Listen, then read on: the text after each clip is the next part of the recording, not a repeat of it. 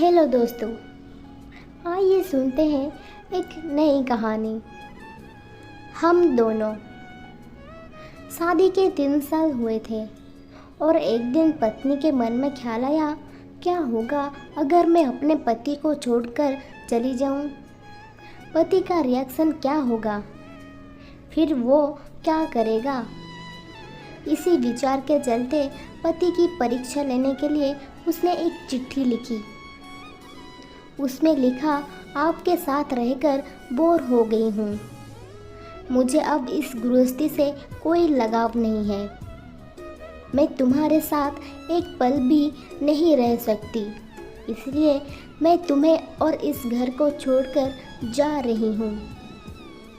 उसने वो चिट्ठी टेबल पर रखी और खुद बेड के नीचे जाकर छुप गई। थोड़ी देर बाद पति ऑफिस से घर लौट आया। उसे घर में अपनी पत्नी कहीं नहीं दिखी। फिर उसने उसी चिट्ठी में पीछे कुछ लिखा और अपने मोबाइल में गाने बजाकर जोर जोर से नाचने लगा। फिर उसने अपने कपड़े बदले और अपनी एक फ्रेंड को फ़ोन लगाया और कहने लगा, मैं आज आज़ाद हो गया हूँ। मेरी बीवी को आखिरकार ये एहसास हो गया कि वो मेरे काबिल नहीं है, इसलिए वो खुद ही मुझे छोड़कर हमेशा के लिए चली गई है और मैं अब आज़ाद हो गया हूँ। तुमसे अभी सामने वाले बगीचे में मिलना चाहता हूँ। फटाफट वहाँ आकर मुझे मिलो। ऐसा कहकर पति घर के बाहर निकल गया। दोनों आंखों में आंसू की धारा लिए पत्नी बेड के नीचे से बाहर निकली। उसके हाथों थर थर कांप रहे थे।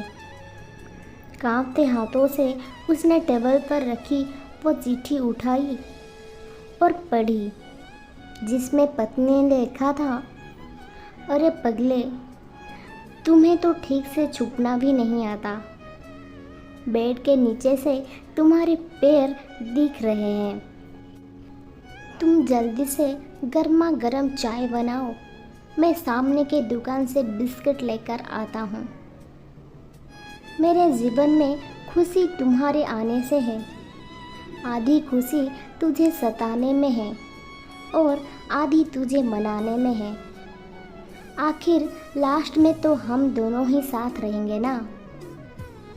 कभी हम झगड़े, एक दूसरे की टांग खींचे, एक दूसरे को बुरा भला कहे, फिर भी एक दूसरे पर दादागिरी करने के लिए लास्ट में तो हम दोनों ही रहेंगे ना।